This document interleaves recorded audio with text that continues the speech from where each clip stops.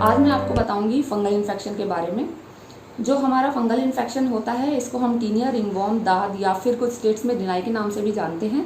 और जो ये फंगस होता है इसको हम डर्मेटोफाइट्स भी बोलते हैं।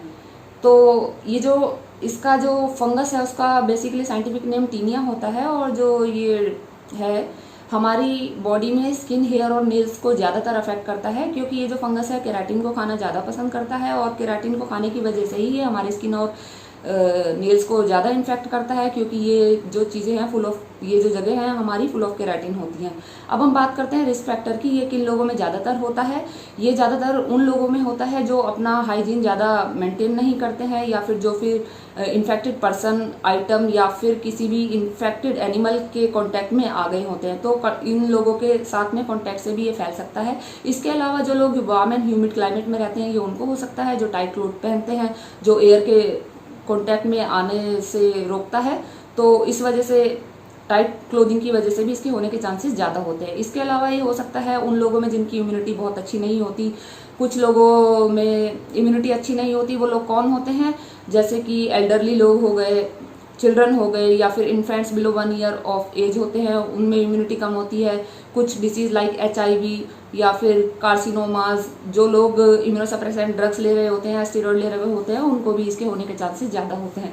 इसके अलावा ये हो सकता है उन लोगों में जो स्पोर्ट्स की एक्टिविटी में ज़्यादातर इन्वॉल्व रहते हैं, क्योंकि स्पोर्ट्स में पसीना ज़्यादा आता है, तो इससे भी इस फंगस के जो है ग्रो करने के चांसेस बढ़ जाते हैं।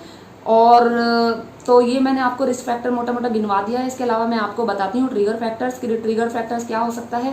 ट्रिगर फैक्टर्स हो सकते हैं अल्कोहल का एक्सेसिव इनटेक या फिर स्ट्रेस का होना, जो कि इससे क्या होता है कि हमारी बॉडी की इम्यूनिटी कम हो जाती है और आपके फंगस इन्फेक्शन के कैच करने के चांसेस ज़्यादा हो जाते हैं। अब मैं बताती हूँ आपको कि किन जगह पे हमारी बॉडी में ये ज़्यादातर होता है। तो ऊपर से नीचे तक मैं आपको बताऊंगी कि कौन कौन सी मोस्ट कॉमन साइट है जहाँ पर ये होने के चांसेस ज़्यादा होते हैं। सबसे पहले हमारी स्कैल्प में हो सकता है। दूसरा ये हमारे फेस में बियर्ड एरिया में हो सकता है। हमारी जो गर्दन के पीछे वाला और बालों के नीचे वाला एरिया होता है वहाँ पे हो सकता है। हमारी चेस्ट के अपर एरिया में, आर्मपिट जिसको काक बोलते हैं, यहाँ पे हो सकता है। लेडीज में स्तनों के नीचे हो सकता है। जननांग या फिर जेनाइटल एरिया जिसको बोलते हैं उसमें हो सकता है। चौथा ये पैरों में हो सकता है, और पैरों की उंगलियों के बीच वाली जगह या फिर हाथों के उंगलियों के बीच वाली जगह जो ज़्यादातर गर्म और मॉइस्ट रहती हैं, जहाँ पर पसीना ज़्यादा आता है, वहाँ पे होने के इसके चांसेस ज़्यादा होते हैं। अब मैं बात करूँगी आपके इसके लीजन्स जो होते हैं वो दिखते किस तरह के। इसके जो लीजन्स होते हैं या आप कहेंगे रैशेस, जो लेमन टर्म में मैं बोलूँगी, रैशेस जो होते हैं वो दिखते हैं इसके गोल गोल होते हैं, जिसकी वेल डिफाइंड बाउंड्री होती है, जो कि रेड या फिर ब्राउन या ब्लैक कलर की भी हो सकती है। और इसमें इचिंग भी लगती है, और इचिंग और ज़्यादा खुजाने की वजह से इसमें क्या होता है कि दाने भी निकल सकते हैं। मॉर्फोलॉजी के बाद हम आते हैं कि अब हम आपको बताते हैं कि प्रिवेंशन और ट्रीटमेंट के लिए आप क्या कर सकते हैं। पहले मैं बात करूंगी प्रिवेंशन के बारे में। प्रिवेंशन में सबसे पहले आपको क्या करना है कि आपको पर्सनल हाइजीन मेंटेन करना है। आपको अपनी चीज़ों को दूसरों के साथ में शेयर नहीं करना है, और स्पेशली जो टॉवल्स होते हैं, सोप्स होते हैं, कॉम्ब हो गया, अपने कपड़े वगैरह और जूते, चप्पल, कोई भी चीज़ जो आपकी है टोटल, आपको दूसरों के साथ में शेयर नहीं करनी है।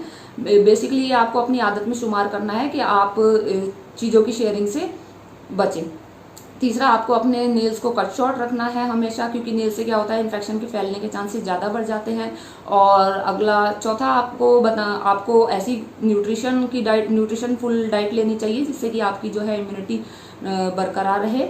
आपको जो है अपनी हाथ धोने की आदत को मेंटेन रखना है। हो सके तो आप हर 2 घंटे में हाथ धोते रहिए, और क्योंकि इससे और भी बीमारियों का बचाव होता है। और स्पोर्ट्स वाले लोगों को मैं सलाह दूंगी, जो लोग स्पोर्ट्स की एक्टिविटी में इन्वॉल्व हैं, जब भी उनकी एक्टिविटी खत्म हो, पसीने को तुरंत धो ले, या स्पोर्ट एक्टिविटी के तुरंत बाद आप शावर ले लें। और कोशिश करिए जो लोग पब्लिक प्लेसेस का यूज़ करते हैं, पब्लिक लॉकर्स का या फिर शावर का, पब्लिक प्लेसेस का, जो भी XYZ जो भी आप पब्लिक प्लेसेस का यूज़ करते हैं, वहाँ पर भी आप अपने आप को प्रोटेक्ट रखिए। आप नंगे पैर मत चलिए।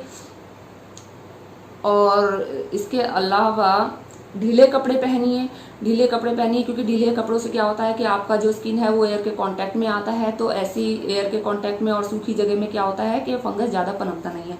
अब मैं आती हूँ ट्रीटमेंट के बारे में। मेडिकल ट्रीटमेंट में बेसिकली 2 तरह के ट्रीटमेंट होते हैं, ओरल एंड टॉपिकल ट्रीटमेंट। जो ओरल ट्रीटमेंट होता है वो हम सीवियर केसेस में ही देते हैं और इसमें एंटी फंगल मेडिकेशंस दी जाती हैं, और जो टॉपिकल ट्रीटमेंट है वो यूजुअली फंगल इन्फेक्शन में प्रेस्क्राइब किया जा सकता है। ये क्रीम, ऑइंटमेंट या फिर लोशंस होते हैं जो कि कम से कम 1 महीना के लिए लगाए जाते हैं।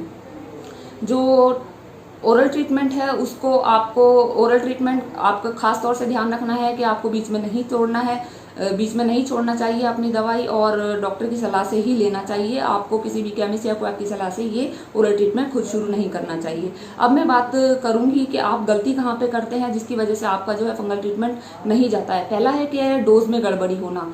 आप कभी भी केमिस्ट की सलाह से या क्वैक की सलाह से या खुद से कभी भी दवाई शुरू मत कीजिए। आपको सही डोज जो होती है ओरल मेडिकेशन की वो बहुत ज़्यादा ज़रूरी होती है इसको ट्रीट करने में। दूसरा है कि आपको दवाई की जो ड्यूरेशन होती है, कई बार क्या लोग क्या करते हैं कि जो total duration of the course होता है मेडिकेशन का उसको पूरा नहीं करते हैं और बीच में ही दवाई खाना छोड़ देते हैं। उसकी वजह से क्या होता है कि आपको बीमारी का रिकरेंस हो सकता है, जो कि आपको रिकरेंस होता है। साथ ही में क्या होता है कि जो हमारा जो फंगल है वो रेजिस्टेंट टू इन्फेक्शन बन जाता है, और उसके लिए क्या करना होता है, बाद में हमें और भी ज़्यादा पोटेंट मेडिसिन देनी पड़ती है जो कि आपके लिए साइड इफेक्ट भी कर सकती है। तीसरा, आपको ध्यान रखना है कि आपको कभी भी स्टीरॉयड नहीं लगाने हैं इस तरह के लीजन्स में। क्योंकि स्टीरॉयड का एक साइड इफेक्ट होता है इम्यूनोसप्रेशन, और इम्यूनोसप्रेशन की वजह से आपकी बीमारी ठीक होने में बहुत ज़्यादा टाइम लगाती है। और अगला है कि आपको गलती नहीं ये करनी कि आपको जो नहाने धोने की और साफ सफाई रखने की आदत है इसको बरकरार रखना होगा। तो ये हो गए जहां आप गलती कर सकते हैं, तो आपको इन चीज़ों पर मोटा मोटा ध्यान रखना है। इसके अलावा मैं अब लास्ट में समराइज कर देती हूँ डूज एंड डोंट्स। डूज में आपको क्या करना है कि आपको अपना पर्सनल हाइजीन मेंटेन करना है, अपना जो ड्यूरेशन जो होता है टोटल मेडिकेशन का उसको पूरा करना है, कंप्लायंस दिखाना है मेडिसिन में। तीसरा जो है आपको अपने हाथ धोने की आदत बनाना है, और चौथा कि आपको दूसरी लोगों के साथ में इन्फेक्टेड हो या अनइन्फेक्टेड हो, किसी का हमको पता नहीं होता, तो हमें दूसरी लोगों के साथ में अपनी चीज़ों को शेयर नहीं करना है। ये हैं डोज। अब मैं आती हूँ डोंट्स पर। जो हमारी आदत होती है रोजाना ना नहाने की, दिन स्किप करके नहाने की, वो आदत आपको छोड़नी है। आपको डेली अपने अंडरवियर गारमेंट्स जो भी हैं वो सब चेंज करने हैं, अंदर के कपड़े बाहर के कपड़े सारे चेंज करने हैं। अपनी जो सॉक्स हैं, मफलर, कैप डेली आपको रोजाना धुला हुआ पहनना है। आपको क्या नहीं करना है कि जो पसीना हमारे शरीर में आता है उस पसीने को आपको ज़्यादा देर तक एक्यूमुलेट नहीं करना है, क्योंकि ज़्यादा देर तक पसीना जमने से क्या होगा, वहाँ पर फंगस के पनपने के चांसेस बढ़ जाएंगे। तो कोशिश करना है कि आप पसीना जब जमे तो घर जाके जो भी आपकी बाहर की एक्टिविटीज़ होती हैं उसके बाद आप घर जाके शावर ले लें। अगर आप चाहते हैं कि मैं कोई और वीडियो भी आपके लिए किसी पर्टिकुलर हेल्थ टॉपिक पे बनाऊं तो आप मुझे बताइए, तो मैं कोशिश करूंगी आपके लिए वीडियो बनाने की। और अगर आपको मेरा वीडियो पसंद आया हो तो लाइक कीजिए, और आपके मन में कोई भी क्वेरीज हो तो आप डिस्क्रिप्शन बॉक्स में भेजिए। बाय।